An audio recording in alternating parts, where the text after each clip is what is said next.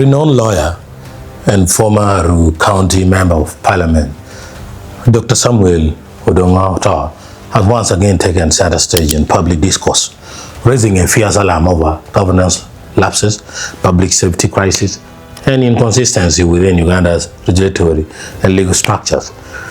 Known for his uncompromising stance, the seasoned politician has issued a stinging critique of state authorities following a series of fatal transport accidents that have shocked the country.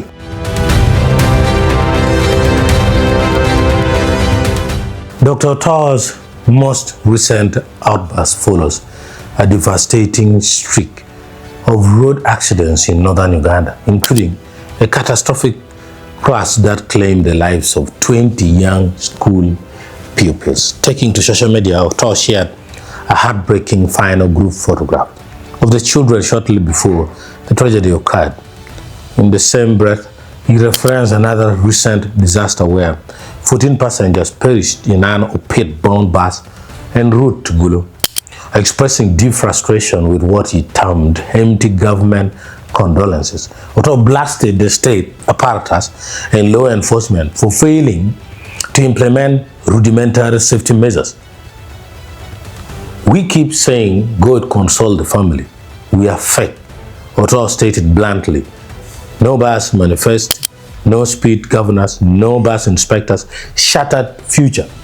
The legal expert also turned his attention to smaller commercial transits, specifically identifying three-wheel cargo tricycles, commonly known as tuk-tuk or Zhongshan tricycles, as prominent hazards on major national highways, describing them as the biggest killers now. Otto urged the Uganda police and the Ministry of Works and Transport to strictly restrict their usage to agricultural farmlands and off-tarmac pathways, while requiring riders to hold valid driving permits and banning night operations.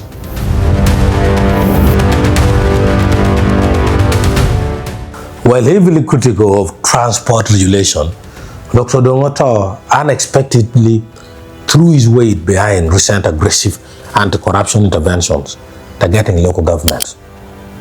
He commended state officials Balam Baro Gahara and Justin Namere for sending shockwaves through corrupt civil service ranks where local level malfeasance has allegedly been normalized.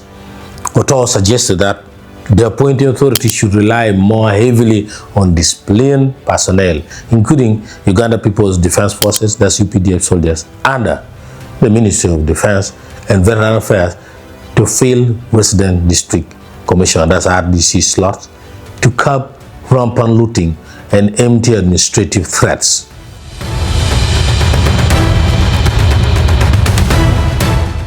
First elected to parliament in 2001 at the age of 23, making him one of Uganda's youngest ever legislators, Dr. Odonga has spent over 2 decades as an explosive voice in national politics. Though he lost his parliamentary seat in 2021 under controversy, his influence remains formidable, whether physically confronting environmental degraders in the Acholi sub-region over the illegal charcoal trade or whipping during live television broadcasts regarding the breakdown of political opposition.